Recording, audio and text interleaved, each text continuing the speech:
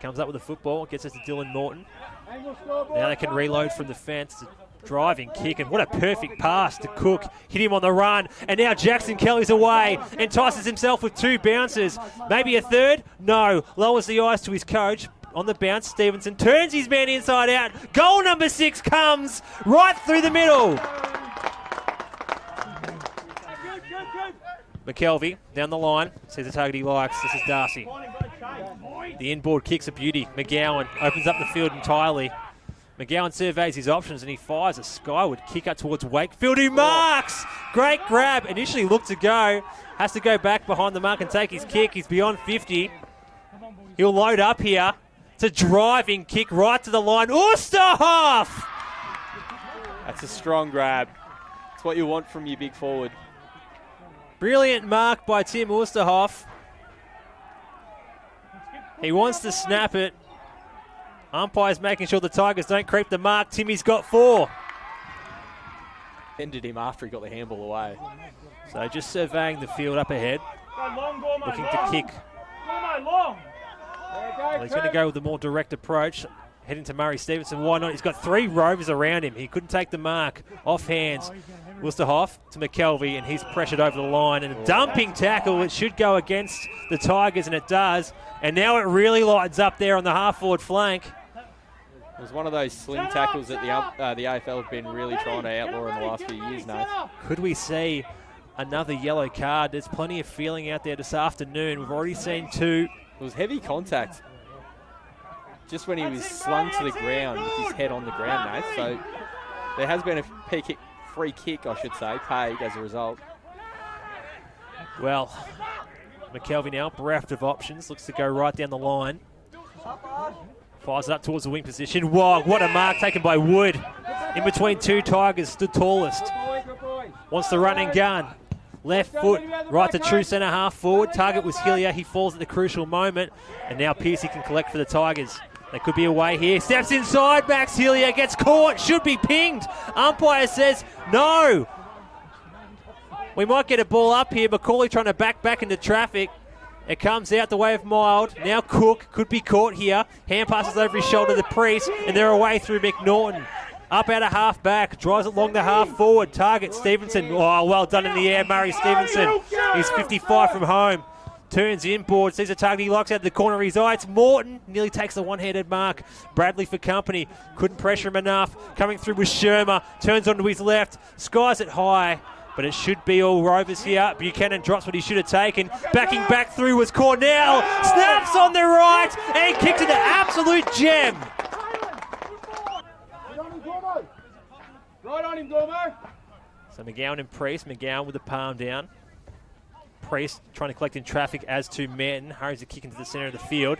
Gerard initially with time, but now has invited the pressure. Turns onto his left. And fires it back out from whence it came. Grintel underneath it, nearly takes the mark. Cornell came in over the top. Gorman tried to go with the clever tap back to Cornell, wasn't ready for it. Gorman goes in and gets it himself. Hand passes it down the line. Advantage to be called? No, umpire says call it back. Joe Cornell was definitely impeded there by Grindle.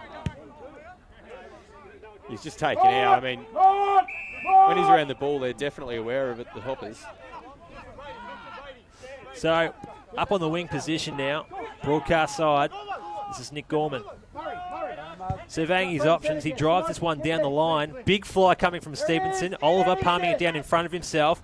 McNaughton slides in trying to collect the football. Manton somehow managed that kind of different hand pass out to Kelly, who finds Pearcey. He gets the 55. Stevenson the target in the square, marks, and should go back and kick his 4th.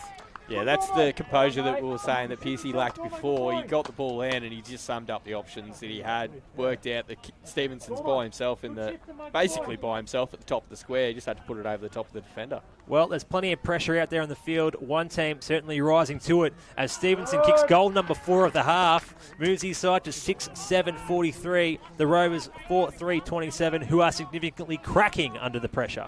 They certainly. Kind bounce for Manton. Coming through the other way was Grintel for the Rovers. And now Bray dropping it short from McKelvey. And they can sort of, well, get their heads back on track in the pocket. Yeah, certainly an unlucky bounce there for Manton. He had prime position when it bounced. McKelvey fires it down the line. Pavitt from behind, went through hands. Waiting down for it. Probably copying the first hit high was McCullough. Umpire said it was okay. McGowan just says, get that ball out of here. Fires it down the line. Race on for the football. It's going to be Morton and Mattingly. Mattingly, the young man, doing really well. Turns back inside. Gets it to Mitch Mattingly. Tries to break the tackle. Back to Cam. The Mattingly boys in tandem. The hurried ball inside forward 50. Here's a chance, though, for the defence of the Tigers with Kelly to get out of trouble. He fires it down the line. This is Morton. Dylan gets costed over the line and will get a throw in. Great passage of play there by the Mattingly brothers. There's certainly excitement machines up forward, Nath. Well, they're making the most of their time on field this afternoon as the ball back into play. Wow. That's half time here at Kendra Park.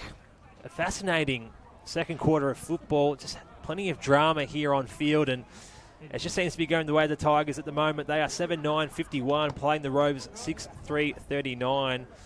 How'd you see that quarter unfold there, Cabs? Yeah, well. And they're finally going to get out of trouble. This is Harry Kelly, his kick. Up to half back, taken away there by Holden for the Rovers. Concedes some ground here to Grintel. Off a step, fires it back inside forward 50. Reading it off hands, though, was Piercy. His long kick fortuitously lands to the chest of Stevenson. He's away now, Stevenson. The one-on-one's in the forward 50, but he changes direction perfectly to Cook. Turns onto his left. It's a scrubber kick towards the goal face. Pavitt, chance! Oh. Great tackle applied there by Bray. Just held him up and dragged him across the line before he could get boots of ball, causing the minor score. Yes, Des Piercy reading it best in defence. Marks on his chest. He was one of those players in the second half of the second quarter, Nath, that really stepped up for the Tigers. He surveyed the field there and was able to pick out Gorman. Got to him on the bounce, and now Gorman can go inside 50. Dropping in front of Stevenson was Holden. Couldn't clutch the mark. He'll get it at ground level. Kick smothered, though. Nice pick up there by Pavitt. Hurried ball into the centre of the 50. Marked by Shermer. That was a clever centering kick, Nath. Juggled it on the second attempt. And like you said, a clever centering kick. And Sherman's going to get a look from about 30 metres out on a slight angle and could kick the lead out to a 19-point margin with a straight kick. Defender had an opportunity there to put a bit more body on, wasn't able to. So Sam Shermer to extend the margin. Kicks on its way, it's close, and he's pushed it. It'll be a minor score. Quick update. So it'll be Matt McGowan and Riley Flint to go up in the ruck. McGowan, he gets his first hand to it. Hugh Wakefield caught a strong tackle there by Cornell. Umpire lets it go. Trying to paddle it back into the congestion was Cook, and then he gets barreled over by Hilliard. Coming out with the football was Darcy. Blind hand pass only goes as far as Cornell. It's a scrubber kick forward, but reading it best was Grintel. And 50 metres. It's an interesting one. It looked like he was looking to play on, Nath, so I can sort of understand where the Tigers player was coming from. I think it was Kelly that may have impeded. Yeah, it was Jackson Kelly impeding there, just tried to get a hold of him. In the meantime, Grintel can fire this ball inside forward 50. It's a probing kick. They'll contest it about 10 metres out. In front, Oosterhoff, but there was a push out. And it's going to go against Wood. Yeah, I saw that too, Nath. There was a little subtle push out by Oosterhoff. So, Harry Kelly comes up with the football, gets it to Dylan Norton. Now they can reload from the fence. Driving kick, and what a perfect pass to Cook. Hit him on the run, and now Jackson Kelly's away. Entices himself with two bounces. Maybe a third? No. Lowers the eyes to his coach. On the bounce, Stevenson turns his man inside out. Goal number 6 comes right through the middle. Goal off. 33 points the margin as Riley Flint makes his way to the ruck contest and then wins it, palming it down towards that man Shermer. In the race of the football, McNaughton collects it, hand passes it out. There's a chance for Kelly, lays it off for Ryan, loses control of the football, then collects it, fires out the hand pass towards Pavitt. He has to concede some ground into Flint, snaps high off his right. It'll get right to about 20 metres out. Underneath it, Cornell couldn't mark, waiting down Morton, open goal beckons, and he delivers the crunching blow. Score on final term as Jackson Kelly fires this one back down the line, up to the far side wing. Nice collect there by Maslin. Hand passes to Hilliard, concedes some ground here to Wood. Fires one off the left. It's a long and strong kick inside forward 50. At the back, waiting down for it is McKelvey. Collects it, instantly caught by Ben Kelly. And the umpire quick to cross his arms and ball this one up.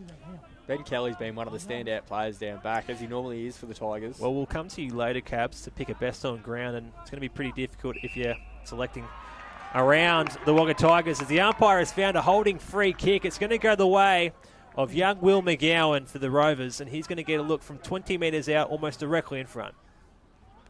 He's got a big physique, Will. He'd be quite a handful, I'd imagine, trying to take on in the ruck. They're both barrel-chested boys, the McGowan boys. As Will McGowan fires on goal and kicks it. And they get around him. Margin now 3 goals, 10-7, 67, playing at 12-13, 85. Scoreboard now flattering the Rovers, as they had been comprehensively beaten throughout the day, but now just making the most of the time in the last quarter. Yeah, they certainly are.